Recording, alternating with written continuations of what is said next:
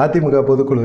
அதிமுக பொதுக்குழுவில் இன்றைக்கி சில முக்கியமான முடிவுகள் எடுக்கணும். பிரிஞ்சு போனவங்கள சேர்க்கணும். எடப்பாடி பழனிசாமிகிட்ட அமித்ஷா பேசிட்டாரு. ஓபிஎஸ் வேறு சென்னையில் காத்திருக்கிறாரு. எப்படியாவது பொதுக்குழுவில் ஒரு நல்ல தீர்மானம் கொண்டு வருவாங்க. உடனே பேச்சுவார்த்தை நடந்து உடனே அதிமுகவில் சேர்ந்துடலாம் அப்படின்னு மாதிரி சொல்கிறாங்க. சிவி சண்முகம்லாம் என்ன சொல்கிறாரு?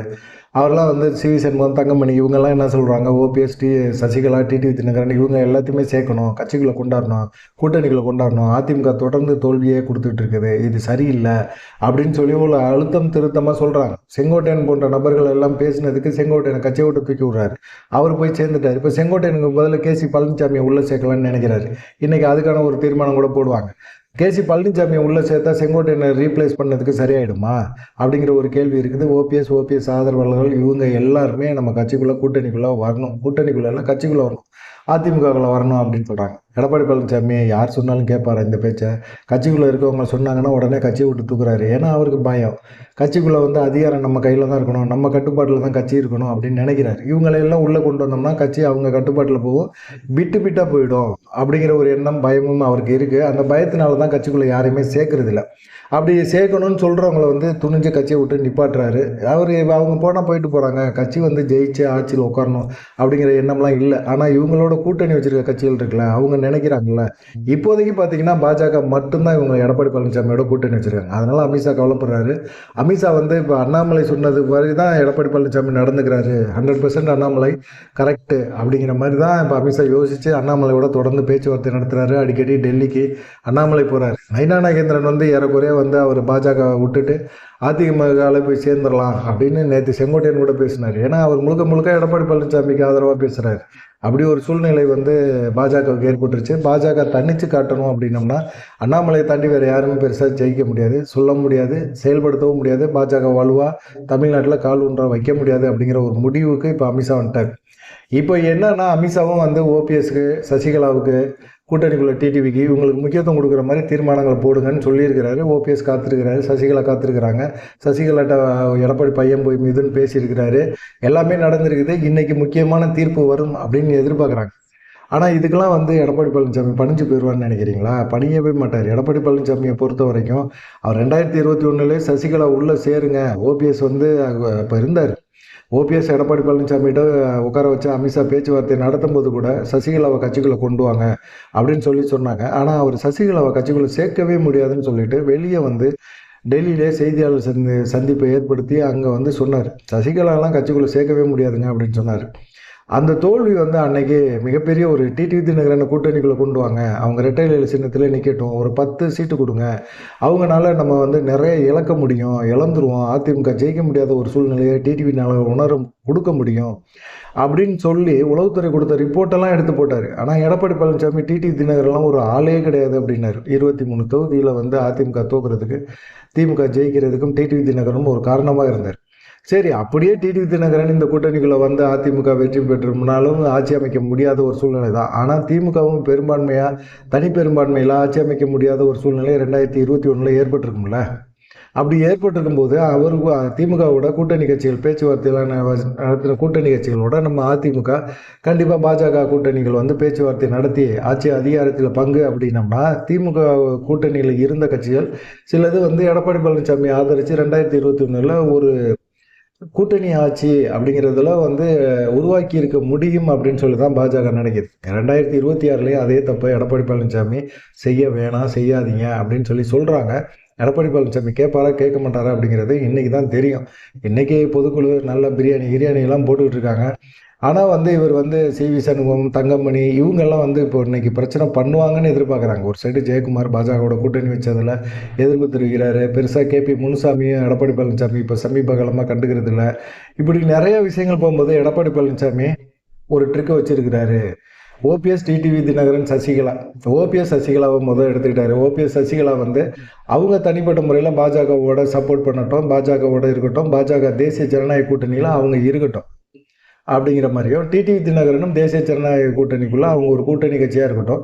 எந்த சூழ்நிலையிலும் அவங்க அதிமுகவுக்கு வர முடியாது. அதிமுகவுக்கு ஓபிஎஸோ சசிகலாவோ கொண்டு வர முடியாது, சேர்க்கவும் மாட்டோம். அதில் திடமாக இருக்கிறாரு அப்படின்னு சொல்லிட்டு இந்த தீர்மானங்கள் எழுதின சில குரூப்பெல்லாம் சொல்கிறாங்க. இது மாதிரி வந்து இந்த மாதிரி தான் போட போகிறாரு தீர்மானமே, இது மாதிரி ஓபிஎஸ் சசிகலாவை கட்சிக்குள்ளே சேர்க்கல, தேசிய ஜனநாயக கூட்டணிக்குள்ள அவங்க வரட்டும், அவங்க இருக்கட்டும், அவங்களுக்கான ஒதுக்கீட்டை நாங்கள் கொடுக்குறோம், அவ்வளோதான், மற்றபடி கட்சிக்கும் அவங்களுக்கும் சம்மந்தமே கிடையாது. அதே போல் டிடிவி தினகரன் தேசிய ஜனநாயக கூட்டணிக்குள்ளே வரட்டும் அப்படிங்கிற மாதிரி சொல்லிட்டாங்க. அவங்க பாஜக கூட்டணியில் இருக்காங்க, நாங்கள் அதிமுக தலைமையில் அந்த கூட்டணி இருக்குது, அவ்வளோதான். அதிமுக தலைமையில் ஓபிஎஸ்ஓ சசிகலாவோ டிடிவி தினகரனோ எப்படி எடப்பாடி பழனிசாமியை முதலமைச்சர் வேட்பாளராக கொண்டு வரதுக்கான முயற்சி எடுப்பாங்க?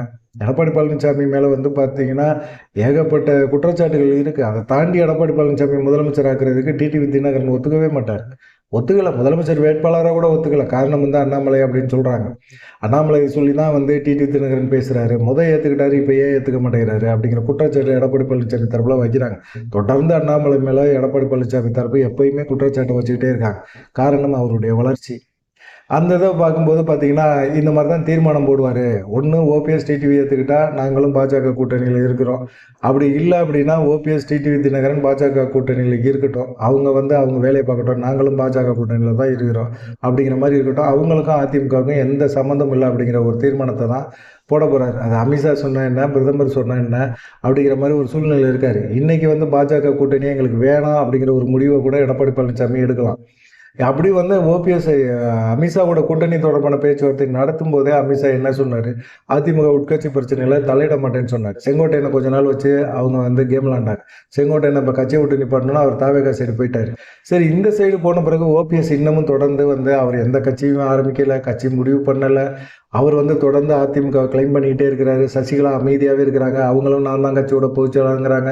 அவங்கள வந்து எப்படி பாஜக ஆதரிக்க முடியும் அப்படின்னு சொல்லி எடப்பாடி பழனிசாமி கேட்குறாரு. ஆனால் சிவி செல்வன், தங்கமணி போன்ற நபர்கள் எல்லாம் என்ன கேட்குறாங்க, இது எடப்பாடி பழனிசாமியோட சொந்த கட்சியா, அவர் ஆரம்பித்த கட்சியா, என் தலைவர் ஆரம்பித்த கட்சியா, அந்த கட்சிக்குள்ள ஒரு பிளவு ஏற்பட்டிருக்கு. அந்த கட்சி அந்த எம்ஜிஆர் காலத்திலேருந்து செயல்பட்ட முக்கியமான தலைவர்கள் எல்லாத்தையுமே இவர் பாட்டுக்கு அசால்ட்டாக எடுத்தேன் கவுத்தன்னு அவர் பாட்டுக்கு நிற்கிறாரு. யார்கிட்ட ஆலோசனை பண்ணாரு, எந்த விஷயத்தை ஆலோசனை பண்ணாரு, இவரை பொதுச்செயலாளராக்குனதே மிகப்பெரிய ஒரு தப்பு அப்படிங்கிற மாதிரி எண்ணத்தில் அவர் இருக்கிறார். அவர் தனிப்பட்ட முறையில் நினைவு நாளில் கூட, ஜெயலலிதா நினைவு நாளில் கூட தனிப்பட்ட முறையில் அவருடைய வன்னியர்கள் ஆதரவாளர்களோட அவர் போய் மரியாதை செலுத்திட்டு போனார்.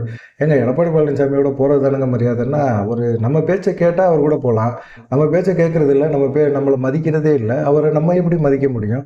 பொதுச்செயலாளர் ஆக்குனதே நம்ம தான், ஆனால் நம்ம பேச்சை இப்போ கேட்க மாட்டேன்னு சொல்கிறாரு. அவரை எப்படி பொதுச்செயலாளர் ஆக்கணுமோ அப்படியே நம்ம அவரை வெளியவும் இறக்க முடியும் அப்படிங்கிற மாதிரி அவர் யோசிக்கிறார். தங்கமணி அப்படி தான் யோசிக்கிறார். தங்கமணி வந்து சுத்தமாக எடப்பாடி பழனிசாமியோட உறவினர் வேறு. அவர் வந்து சுத்தமாகவே எடப்பாடி பழனிசாமியோட போக்கு பிடிக்கவே இல்லை. அதனால் வந்து இன்றைக்கி ஒரு மிகப்பெரிய ஒரு பிரச்சனை பஞ்சாயத்தெல்லாம் இருக்கும். ஆனால் வந்து அமித்ஷா சொன்ன மாதிரி எடப்பாடி பழனிசாமி தீர்மானங்கள்லாம் போட மாட்டார்.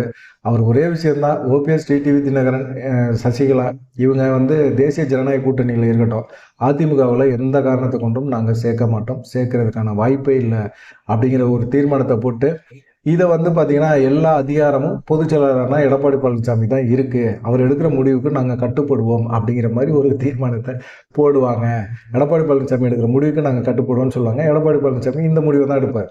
ஓபிஎஸ் டிடிவி தினகரன்லாம் ஓபிஎஸ் சசிகலாவெல்லாம் அதிமுகவிலும் சேர்க்க மாட்டார். அதிமுக கூட்டணிக்குள்ளே வந்து டிடிவி தினகரன் கிடையாது. அதனால தான் டிடிவி தினகரன் இன்றைக்கெல்லாம் வெயிட் பண்ணிட்டு இருக்காங்க, பார்க்கலாம் என்ன நடக்கும் அப்படின்னு சொல்லி. எடப்பாடி பழனிசாமி திருத்த யார் பேச்சையும் கேட்க போகிறதில்ல, அவர் இண்டிவிஜுவலாக முடிவெடுப்பார். இந்த பொதுக்குழுக்கு அப்புறம் அதிமுகவில் நிறைய உட்கட்சி பிரச்சனைகள் வரும் அப்படின்னு சொல்லி சொல்கிறாங்க. கூட்டணி கட்சிகள் ரெடியாக இல்லை, தயாராக இல்லை. இந்த மாதிரி உட்கட்சி பிரச்சனைகள் அதிகமாக இருக்கிற கட்சியோட கூட்டணி வைக்கிறதோட நம்ம திமுக சைடோ தாவேகா சைடோ வச்சுட்டு போயிடலான்னு சொல்லி இப்போ எல்லாமே பஞ்சாக பறந்துக்கிட்டு இருக்காங்க. பார்க்கலாம் இன்றைக்கி பொதுக்குழுவில் என்ன தீர்மானங்கள் வருமா அப்படின்னு சொல்லி நீங்கள் என்ன நினைக்கிறீங்க அப்படிங்கிற ஒரு விஷயத்தையும் மறக்காமல் கமெண்ட் பண்ணிட்டு போங்க. நன்றி, வணக்கம்.